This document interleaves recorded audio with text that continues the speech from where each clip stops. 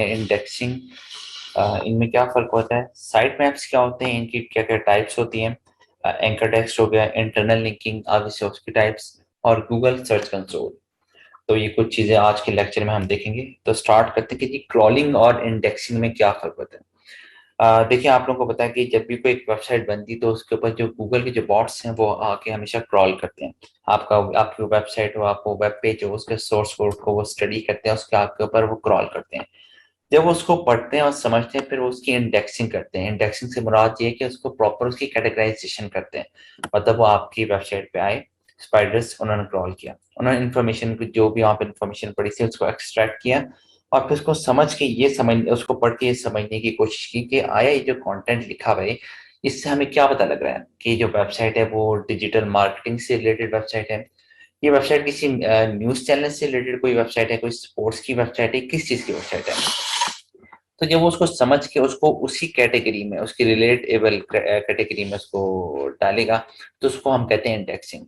मतलब क्रॉलिंग तो वही हो गया कि स्पाइडर्स ने क्रॉल किया आपके वेब पेज या आपकी वेबसाइट के ऊपर, उसका सोर्स कोड पढ़ा, और जब उन्होंने समझ लिया कि कौन सी कैटेगरी की वेबसाइट है, उसको जब उसको प्रॉपर कैटेगराइज कर लिया, तो उसे हम इंडेक्सिंग कहते हैं। तो ये एक बेसिक फर्क होता है क्रॉलिंग और इंडेक्सिंग के बारे में।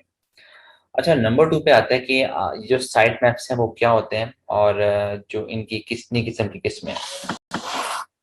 पहले हमने देखना कि जो साइट मैप है वो होते क्या है। ठीक है, ये मैं आपको सबसे पहले ना एक आप कह लें छोटी सी एक डायग्राम कह लें, जो भी कह लें, इसके थ्रू मैं समझाना चाह रहा हूँ। ये मैंने बेसिकली एक स्क्रीनशॉट ली हुई है यूट्यूब पे ट्यूटोरियल से, कि मैं कहता हूँ कि मेरी एक वेबसाइट है, उसको मैं 2 तरीकों से रिप्रेज़ेंट कर सकता हूँ। ठीक है? पहला तरीका रिप्रेजेंट करने का ये है कि जो मेरी मेन वेबसाइट है वो है abc.com।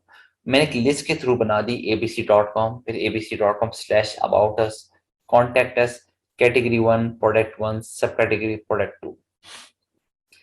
गूगल के जो स्पाइडर्स हैं वो मेरी वेबसाइट पे क्रॉल करें। ठीक है, अब वो यहाँ पे क्रॉल करने पर यहाँ आए, यहाँ से इधर गए, इधर से इधर गए, इधर से इधर, फिर इधर से हो सकता है दोबारा इधर आ जाए, फिर वो दोबारा नीचे जाए, फिर वो ऊपर आए। तो मतलब एक बहुत ही खिचड़ी सी मच जाएगी। अब इसमें नुकसान ये भी हो सकते हैं कि हो सकता है इनमें से कोई एक आधा पेज हो सकता है स्किप हो जाए, जो कि क्रॉल ही ना हो। ठीक है, मतलब गूगल की हिस्ट्री में वो सेव ही ना हो। क्यों? क्योंकि यहाँ पे कोई हायरार्की नहीं, कोई स्ट्रक्चर नहीं, कोई मतलब कोई किसी ऑर्गेनाइज स्ट्रक्चर में हमने काम नहीं किया हुआ। यहाँ पे एक सिंपल लिस्टिंग की हुई है, जिसकी वजह से सारी एक अजीब सी खिचड़ी मची हुई है। इसका एक जो दूसरा वर्जन हो सकता है, या जो एक हम एग्जांपल नंबर 2 कह लें वो ले सकते हैं, वो ये हो सकता है कि मेन वेबसाइट मैंने अपनी बनाई abc.com, फिर मैंने उसको यहाँ पे प्रॉपर्ली कैटेगराइज किया कि ये देखें अबाउट अस, फिर उसके बाद अगली कैटेगरी मेरी आ रही कैटेगरी नंबर 1 की, फिर उसके अंदर आया सब कैटेगरी, फिर प्रोडक्ट 1, फिर प्रोडक्ट 2। अब यहाँ पे अगर गूगल का जो स्पाइडर जो मतलब जो क्रॉलर है वो जब आएगा, तो उसको स्टेप बाय स्टेप हर चीज पता लग रही है। अबाउट अस है, कैटेगरी 1 है, फिर सब कैटेगरी, मतलब यहाँ पे उसको ये पता लग रहा है कि प्रोडक्ट 1 प्रोडक्ट 2 का कॉन्टेक्ट अस से कोई ताल्लुक नहीं है। प्रोडक्ट 1 प्रोडक्ट 2 का यहाँ पे अबाउट अस से कोई ताल्लुक नहीं है। किसका किससे ताल्लुक बन रहा है, किसका किससे कोई लिंक बन रहा है, वो यहाँ पे प्रॉपर्ली समझ पा रहा है, उसको प्रॉपर्ली एक पाथ मिला हुआ है। ठीक है, यहाँ पे वो हमने कोई खिचड़ी नहीं मचाई हुई, यहाँ पे एक प्रॉपर हायरार्की के साथ काम किया, यहाँ पे प्रॉपर एक ऑर्गेनाइज स्ट्रक्चर बनाया हुआ है। तो यहाँ पे उसको वो चीज नहीं मिल रही, यहाँ पे उसको हर चीज प्रॉपर एक उसमें मिल रही है, एक मतलब हर चीज हमने एक ऑर्गेनाइज वे में उसको बनाया हुआ है। तो बेसिकली साइट मैप होता है क्या, साइट मैप जो है वो बेसिकली एक बेसिक एक्सएमएल फाइल है, जिसको हम वेबसाइट रूट डायरेक्टरी में अपलोड कर देते हैं। क्रॉलर वहां पर आते हैं, उसको देखता है कि अच्छा यार साइट मैप यहाँ पे वो जो वेबसाइट वाले ने अपना साइट मैप बनाया हुआ है, फिर वो आपकी वेबसाइट को आपके साइट मैप के अकॉर्डिंग क्रॉल करता है। देखिए, ऐसा नहीं कि अगर आपका साइट मैप नहीं होगा तो क्रॉल नहीं करेगा, या अगर साइट मैप है तो बहुत जल्दी या तेजी से क्रॉल करेगा। नहीं, ऐसा नहीं है। अगर मैं आसान लफ्जों में कहूँ कि साइट मैप का जो बेसिक पर्पज होता है वो ये होता है कि जो आपके स्पाइडर के क्रॉलर ने आके क्रॉल करना है, उसकी क्रॉलिंग में आसानी पैदा कर दे, उसके प्रॉपर एक जो पाथ है वो प्रोवाइड कर दे, कि यार ये पाथ है, इस पाथ को लो, इस पाथ को मैंने कहा है साइट मैप, ये मैंने साइट मैप बनाया है, एक ऑर्गेनाइज वे में बनाया है, इसके अकॉर्डिंग आप आओ हमारी वेबसाइट को क्रॉल करके चले जाओ। क्योंकि जो क्रॉलर आता है वो ऑब्वियसली सिर्फ उसने जो गूगल का क्रॉलर है, किसी भी सर्च इंजन का क्रॉलर है, उसने सिर्फ आपकी वेबसाइट को तो क्रॉल नहीं करना ना, दुनिया में लाखों करोड़ों जितनी वेबसाइट्स हैं उन सबको क्रॉल करना है। तो हर वेबसाइट के लिए उसके पास एक लिमिटेड टाइम होता है, लिमिटेड रिसोर्सेज होते हैं। जब गूगल का जो स्पाइडर है वो क्रॉल करने के लिए लिमिटेड टाइम के साथ इधर आएगा, तो वो यहाँ पे ज्यादा अच्छा परफॉर्म कर सकेगा उस लिमिटेड टाइम में, या वो यहाँ पे ज्यादा अच्छा परफॉर्म करेगा इस लिमिटेड टाइम में। ऑब्वियसली लिमिटेड रिसोर्सेज और लिमिटेड टाइम के साथ वो यहाँ पे बेटर परफॉर्म कर सकेगा। इसमें आप ही को फायदा है कि आपकी जो क्रॉलिंग और इंडेक्सिंग है वो बेहतर तरीके से होगी, क्योंकि यहाँ पे उसको कोई खिचड़ी या कोई चिमिच नहीं मिल रही। यहाँ पे हर चीज बहुत एक स्मूथली और एक ऑर्गेनाइज वे में पड़ी हुई है। तो साइट मैप का जो बेसिक मकसद होता है वो यही होता है कि आप जो क्रॉलर है उसको एक पाथ फाइंड करते हैं, उसको एक पाथ प्रोवाइड करते हैं आसान पे, कि आप जो क्रॉलर है वो आपकी वेबसाइट पे आए, उस साइट मैप को फॉलो करें, और एक इजी वे जो आपने उसके लिए बनाया है उसके थ्रू आपकी वेबसाइट को क्रॉल करें और उसको इंडेक्स करें। इसका अगर मैं जो डेफिनेशन है वो मैंने ये लिखी हुई है कि it's a basic XML file uploaded on website root directory. Crawler first comes there, observe the sitemap, and crawl website according to it. Sitemap provides crawler a specific path to crawl our website and index. It makes crawling easy as crawler have limited time and resources. तो ये था कि sitemap क्या होता है और इसको किस तरह से आपने एक अच्छी वे में बनाना होता है। अच्छा, अब इसकी दो टाइप्स होती हैं, एक होती है XML साइट मैप, एक होती है HTML साइट मैप। ये XML साइट मैप क्या है? आपकी वेबसाइट पे ऑब्वियसली सिर्फ बॉट्स तो नहीं आएंगे गूगल के, आपकी वेबसाइट का जो यूजर्स हैं वो भी आके विजिट करेंगे। तो जो साइट मैप होता है इसका मतलब है वो गूगल के जो स्पाइडर्स हैं उनके लिए भी होता है, और जो हम जैसे ह्यूमन बींग्स हैं जो यूजर्स हैं उनके लिए भी होता है। तो जो XML साइट मैप होता है वो गूगल के स्पाइडर्स के लिए होता है, और जो यूजर्स होते हैं उनके लिए होते बनाए जाते हैं HTML साइट मैप। ये देखिए यहाँ पे बताया हुआ है कि XML साइट मैप क्या होता है, specifically written for search engine spiders so that they can easily extract all important information about site looking at XML file. ये स्पेसिफिकली है ये सर्च इंजन स्पाइडर्स के लिए। ये देखिए यहाँ पे एक बड़ा मुश्किल सा कोड लिखा है जो मेरी या आपकी समझ में नहीं आएगा, क्योंकि ये कोड लिखा ही गया है सिर्फ जो सर्च इंजन के जो स्पाइडर्स हैं उनके लिए लिखा गया है, ताकि वो यहाँ पे आके जब क्रॉल करें तो उनको समझ आ जाए और जो भी इंपॉर्टेंट इन्फॉर्मेशन है उसको एक्सट्रैक्ट कर लें। इसका मतलब है जब यूजर्स आएंगे तो उनके लिए, यूजर्स के लिए, ह्यूमन बींग्स के लिए जो साइट मैप है वो अलग होता है, जिसको हम कहते हैं HTML site map. It enables lost human users to find a page on your site that are looking for। अच्छा, अब ये देखिए ये जो साइट मैप है बहुत ही आसान है। यहाँ पे पता लग रहा है कि मैंने अगर अबाउट एप्पल के सेक्शन में जाना है तो मुझे वहाँ पे क्या क्या चीजें देखने को मिलेंगी, या क्या, या फिर आप कह सकते हैं कि मुझे वहाँ पे क्या क्या चीजें पढ़ने को मिलेंगी। इसी तरह मैं अगर यहाँ पे आता हूँ वेयर टू बाय, तो उसमें मुझे कौन सी दो कैटेगरीज मिलनी है, मतलब एक कैटेगरी के अंदर जो सब कैटेगरीज हैं वो क्या क्या है। तो ये ह्यूमन पॉइंट ऑफ व्यू से है कि अगर आपको कोई वेबसाइट नहीं समझ आ रही, आप उसका साइट मैप अगर चेक करें तो साइट मैप में उसने बड़े आसान तरीके से बताया होगा कि जो वेबसाइट है उसको हमने एक ऑर्गेनाइज स्ट्रक्चर में किस तरह से बनाया हुआ है। तो आपको यहाँ पे पता लग जाएगा कि अगर एक कैटेगरी है एप्पल वैल्यूज तो उसके अंदर कौन कौन सी सब कैटेगरीज है। तो ये सारी होती है बेसिकली जो HTML जो साइट मैप होता है वो होता है यूजर्स और ह्यूमन बींग्स के लिए।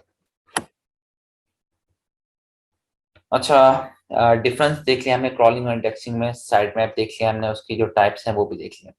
अच्छा, आगे आगे आता है इसमें हमारे पास कि जो एंकर टेक्स्ट है वो क्या है, इंटरनल लिंकिंग क्या है, उसकी टाइप्स क्या है। अच्छा, एंकर टेक्स्ट से पहले हम बढ़ते हैं। आपने देखा होगा कोई भी वेबसाइट है उस पर जब कंटेंट लिखा होता है तो उस कंटेंट के अंदर कुछ वर्ड्स ऐसे होते हैं कि जो आपके लिए क्लिकेबल होते हैं। जैसे ये कि यहाँ पे देखिए आपका जो कर्सर है वो बिल्कुल सेम है, जैसे आप यहाँ पे आएगा तो ये आप देखें क्लिकेबल लिंक है। तो बेसिकली जो एंकर टेक्स्ट होता है वो होता है कि ऐसा टेक्स्ट जिसके पीछे कोई भी किसी भी किस्म का कोई लिंक लगा हो, चाहे वो आपकी अपनी वेबसाइट के किसी और पेज का लिंक लगा हो या वो किसी और बाहर की वेबसाइट का लिंक लगा हो। उससे होता है कि जैसे आप इस एंकर टेक्स्ट पे क्लिक करते हैं तो आप एक नए पेज पे चले जाते हैं। ये देखें मैंने इस पे क्लिक किया तो मैं अपनी ही वेबसाइट के किसी और पेज पे चला गया। लेकिन मैंने जिस तरह पहले बताया कि इससे फर्क नहीं पड़ता कि वो आपकी वेबसाइट का कोई पेज हो या वो किसी और की वेबसाइट का कोई पेज हो। अच्छा, अगर वो आप ही की वेबसाइट का पेज होगा या अगर वो किसी और की वेबसाइट का पेज होगा तो उनमें क्या फर्क है। एंकर टेक्स्ट हमने पढ़ लिया। इससे अगला था इंटरनल लिंकिंग। ये थी जो अभी मैंने क्लिक किया था, ये थी basically internal linking. Internal linking ये होती है कि आप अपनी वेबसाइट के किसी पेज पे करें, फॉर एग्जांपल अगर होम पेज से आपने स्टार्ट किया और वहां पे कंटेंट में को इस तरह के लिंक्स लगे हुए हैं, जब आप उस लिंक पे क्लिक करते हैं तो उस क्लिक करने से आप अपनी वेबसाइट के 10वें 12वें या जिस भी पेज का वो लिंक लगा होता है वहां पे पहुंच जाते हैं। मतलब डोमेन सेम रही, ठीक है, वेबसाइट सेम रही, लेकिन पेज 1 से आप एकदम पेज 5 पे आ गए या फिर पेज 7 पर आ गए, उसे आप कहते हैं इंटरनल लिंकिंग। अब ये देखें, जैसे ये पाकिस्तानी डिजाइनर्स ड्रेस, अब मैंने यहाँ पे क्लिक किया तो ये देखें डोमेन मेरी वही सेम है, huran.uk। डोमेन मेरी चेंज नहीं हुई, मतलब वेबसाइट सेम है, इंटरनल लिंकिंग है। अगर इंटरनल लिंकिंग ना होती, कोई और वेबसाइट होती, तो यहाँ पे डोमेन नेम चेंज हो चुका होता है।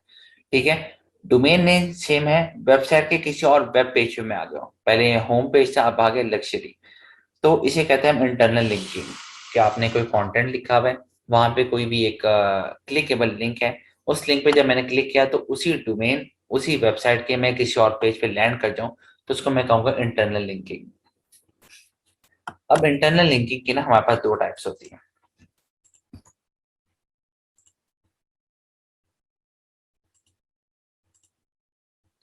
अच्छा, एक होती है इसमें इनबाउंड लिंक्स और एक होती है आपकी आउटबाउंड लिंक्स। इनबाउंड लिंक्स ये होती है कि फॉर एग्जांपल दो वेबसाइट्स हैं, एक मेरी वेबसाइट है जो मैंने आपको दिखाई huran.uk, ठीक है। एक आप दूसरी वेबसाइट ले लें, कोई भी वेबसाइट हो सकती है, चाहे वो आप कह लें कोई डिजिटल मार्केटिंग की एक और वेबसाइट मैं कह लेता हूँ, PNY ट्रेनिंग्स, जो कि बड़ा एक मशहूर इदारा है। ठीक है, अगर PNY ट्रेनिंग्स के आप पेज पर जाते हैं, वहां पे आप उनका कोई कंटेंट पढ़ रहे हैं, ठीक है, उस कंटेंट में उन्होंने कुछ भी किसी भी किस्म का कोई मेरा जिक्र किया हुआ है, और फॉर एग्जांपल उन्होंने लिखा हो कि अगर आपने देखना है कि कौन सा आजकल पाकिस्तान में या लाहौर में नंबर 1 पे ऑर्गेनाइजेशन जा रही है जो कि SEO पे बेहतरीन काम करी, तो वो है huran.uk। और huran.uk के पीछे एक लिंक लगा, मतलब वो क्लिकेबल लिंक है। अगर मतलब PNY ट्रेनिंग की वेबसाइट से आप मेरे पेज पे आते हैं किसी भी तरीके से, वो किसी भी तरीके का क्या मतलब का होगा, ऑब्वियसली वो लिंक लगा होगा। वो किसी भी वर्ड पे लगा हो सकता है, वो जरूरी नहीं कि वहां पे huran.uk लगा हो, लिखा हो, और उसके पीछे मेरी वेबसाइट का लिंक लगा हो सकता है वो जो लिंक लगा हो वो लिखा हुआ हो बेस्ट SEO पे ऊपर। ठीक है, तो मतलब किसी भी चीज के ऊपर क्लिक करके अगर आप PNY ट्रेनिंग से huran.uk पे आए, तो वो इनबाउंड होगा किसके लिए, huran.uk के लिए, मेरे लिए या मेरी वेबसाइट के लिए। तो इनबाउंड वो होता है कि जब आप किसी और के पेज से आप, मतलब किसी और एक्सटर्नल साइट से आप हमारी वेबसाइट पे या आपकी वेबसाइट पर आए जाए, तो उसको कहते हैं इनबाउंड, कि मतलब इनकमिंग, किसी और की तरफ से आपकी तरफ पे लैंड किया जा रहा है, तो उसे कहते हैं इनबाउंड। इसके ऑपोजिट ये होगा कि huran.uk ने जो कंटेंट लिखा हुआ है उसमें वो किसी भी ऑर्गेनाइजेशन की तारीफ करे या उनका कोई रेफरेंस है, और उसमें ऐसा कोई क्लिक, केवल हमने कोई एंकर टेक्स्ट लगाया कि जिसको क्लिक करने से huran.uk से आप किसी और की वेबसाइट पे चले जाओ, चाहे वो PNY ट्रेनिंग्स हो, चाहे वो कोई भी एक मशहूर इदारा हो या मशहूर ना भी हो, मतलब कोई भी एक ऑर्गेनाइजेशन हो या कोई भी एक कंपनी हो, मतलब हमारी वेबसाइट से जब आप किसी और की वेबसाइट पर जाओगे, तो उसको हम कहते हैं आउटबाउंड लिंक। तो इंटरनल लिंकिंग की ये दो टाइप्स होती हैं, इनबाउंड लिंक्स और आउटबाउंड लिंक्स। अच्छा, अब हमने आखिर में देखते हैं कि ये जो गूगल सर्च कंसोल है ये क्या होता है।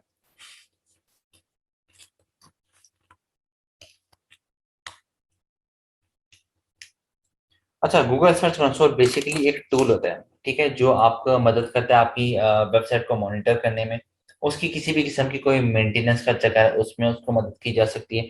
किसी भी किस्म का कोई मसला आ रहा है, मतलब ट्रबल शूटिंग हो रही, तो इन सब चीज़ों में जो आपकी मदद करता है, वो जो टूल होता है वो होता है बेसिकली जो गूगल सर्च कंसोल होता है। इसके काफ़ी फायदे होते हैं, तीन, तो जैसे मैंने अभी बताया कि आपकी जो वेबसाइट है उसको मेंटेन करता है, उसकी मेंटेनेंस को देखते हैं, कोई प्रॉब्लम आ गई उसको सॉर्ट आउट करते हैं। साथ ही आपको बताते हैं कि गूगल सर्च के ऊपर आपकी जो वेबसाइट है वो किस तरह परफॉर्म कर रही है, क्या वो गूगल सर्च के अंदर बार बार अपीयर हो रही है या नहीं हो रही, एवरेज बेसिस पे क्या उसका स्टेटस है, वो सारा बताती है। प्लस इसके थ्रू आप अपनी जो अपीयरेंस है उसको इम्प्रूव कर सकते हैं, आप अपनी वेबसाइट के ऊपर ज्यादा से ज्यादा ट्रैफिक ला सकते हैं। और वो ट्रैफिक ज्यादा से ज्यादा किस तरह आएगी, ऑब्वियसली जब आपके ऊपर ये सारी, आपके पास ये तीनों ऑप्शंस मौजूद हैं कि आप उसकी जो वेबसाइट की जो मॉनिटरिंग कर सकते हैं, उसकी मेंटेनेंस कर सकते हैं, ट्रबल शूटिंग कर सकते हैं। तो अगर आपको लगता है कि यार आपकी वेबसाइट पर ट्रैफिक नहीं आ रही, तो आप उसको मॉनिटर कर रहे हो और आपने देखा कि वेबसाइट पर ट्रैफिक नहीं आ रही, फिर आप ये भी देखोगे कि यार क्या फैक्टर्स हैं कि जिसकी वजह से मेरी वेबसाइट के ऊपर ट्रैफिक नहीं आ रही। फिर आप उनको जब सॉर्ट आउट करोगे, तो ऑब्वियसली जो आपका जो एंड रिजल्ट है वो ये होगा कि आपके पास जो ट्रैफिक है वो ज्यादा आना शुरू हो जाएगी, क्योंकि आपने जो मसला है उसको सॉर्ट आउट कर लिया होगा। इसमें दो चीजें आती हैं, एक तो अभी हमने जैसे पढ़ा गूगल सर्च कंसोल, और दूसरा होता है इसमें गूगल एनालिटिक्स। जो गूगल सर्च कंसोल है वो बेसिकली होता है बॉट्स के लिए, और जो गूगल एनालिटिक्स होता है वो होता है यूजर्स के लिए, कि जिसमें वो आपको बताता है कि आपकी जो वेबसाइट है उसके ऊपर ट्रैफिक कहाँ से आ रही है, किस मुल्क से आ रही है, कौन सी एज के लोग ज्यादा उसको क्लिक कर रहे हैं, कौन से जेंडर आपको ज्यादा वॉच कर रहे हैं, मेल कर रहे हैं, फीमेल कर रहे हैं, कौन आपकी वेबसाइट को किस टाइम पे ट्रैफिक ज्यादा आ रही है, किस टाइम पे ट्रैफिक कम आ रही है, मतलब हर चीज की जो इन्फॉर्मेशन है आपको गूगल एनालिटिक्स से मिल जाती है यूजर्स के हवाले से। और जो गूगल सर्च कंसोल होता है वो बॉट्स के हवाले से आपको सारी इन्फॉर्मेशन प्रोवाइड करता है। होता बेसिकली ये है कि जो हमारी जो भी वेबसाइट बनी होती है हम उसको लेके जाते हैं गूगल सर्च कंसोल के ऊपर। वहां पे ये होता है कि जो गूगल सर्च कंसोल है वो पूरी की पूरी जो इन्फॉर्मेशन है वो अपने बॉट्स के थ्रू एक्सट्रैक्ट कर लेता है। मतलब ऑब्वियसली जब उसके बॉट्स आएंगे, स्पाइडर्स आएंगे, वो क्रॉल करेंगे हमारी वेबसाइट को, तो उसका जो सारा कंटेंट है उसको ना वो अपनी वेबसाइट जो सॉरी जो गूगल है अपने इंडेक्स के अंदर स्टोर कर लेगा। ठीक है। फॉर एग्जाम्पल horan.uk, जब इसके ऊपर जो स्पाइडर आए होंगे स्क्रॉल करने, जो मैंने अभी आपको वेबसाइट दिखाई है, जब वो इसके कंटेंट को देखेंगे, इसको तस्वीरों को देखेंगे, इमेजेस को देखेंगे, जो वर्ड्स की फॉर्म में कंटेंट लिखा हुआ है उसको देखेंगे, तो उनको समझ आ जाएगी, वो उसको पढ़ने की कोशिश करेंगे और समझने की कोशिश करेंगे कि जो वेबसाइट पे जो कंटेंट लिखा हुआ है ये वेबसाइट किस कैटेगरी की है और किस कैटेगरी में फॉल करती है। जब वो देख लेंगे कि यार जो horan.uk सारे जो आउटफिट है, फैब्रिक्स है, क्लोथिंग है, इससे रिलेटेड है, तो ये जो हमारी वेबसाइट है इसको आउटफिट्स या क्लोथिंग वाली कैटेगरी में फॉल कर देगा गूगल। फिर होगा ये कि जब भी कोई बंदा सर्च करेगा, आउटफिट से रिलेटेड कोई सवाल लिखेगा, कोई क्यूरी करेगा, या वुमेन, ये क्योंकि बेसिकली है वुमेन के लिहाज से, वुमेन आउटफिट्स के ऊपर, या वुमेन आउटफिट्स के ऊपर कोई सर्च करेगा, तो गूगल फॉरन हमारी वेबसाइट को जो SCRP, search engine result page के अंदर हमारी वेबसाइट को भी शो करेगा, क्योंकि उसने ऑलरेडी अपने इंडेक्स के अंदर वो चीज स्टोर कर चुकी होगी। तो ये सारा काम होता है गूगल सर्च कंसोल का कि वो आपकी वेबसाइट को मॉनिटर करता है, उसको उसकी मेंटेनेंस में आपकी हेल्प करता है, उसकी ट्रबल शूटिंग में हेल्प करता है। और जब आप अपनी वेबसाइट को उसके गूगल सर्च कंसोल के पास लेके जाते हैं तो वो सारी इन्फॉर्मेशन अपने पास रखते हैं, उसको समझता है ये कौन सी कैटेगरी की वेबसाइट है। और जब भी कोई बंदा उस कैटेगरी से रिलेटेड कोई कीवर्ड सर्च करता है तो आपकी जो वेबसाइट है वो उसके सामने रख दी जाती है, डिपेंडिंग अपॉन कि आपने उसके ऊपर SEO का काम कितने बेहतर तरीके से किया हुआ है। ऑब्वियसली जितने बेहतर तरीके से आपने उसके ऊपर SEO की होगी उतने ही ऊपर वो जो गूगल है आपकी वेबसाइट को शो कराएगा यूजर के सामने। तो ये था गूगल सर्च कंसोल। तो ये था बच्चों आज का लेक्चर जिसमें हमने कुछ चीजें सीखी कि क्रॉलिंग और इंडेक्सिंग में क्या फर्क होता है, साइट मैप्स क्या होते हैं, उनकी टाइप्स क्या होती हैं, इनका फायदा क्या होता है, एंकर टेक्स्ट क्या होते हैं, इंटरनल लिंकिंग उसकी टाइप्स, इन दोनों टाइप्स में फर्क क्या होता है वो देखा। और आखिर में हमने देखा कि जो गूगल सर्च कंसोल है ये किस चीज का नाम है और इससे क्या क्या हमें फायदा पहुंच सकता है। तो ये था आज का लेक्चर, मिलता हूँ मैं आपसे नेक्स्ट लेक्चर में। Till the time take care, खुदा हाफिज।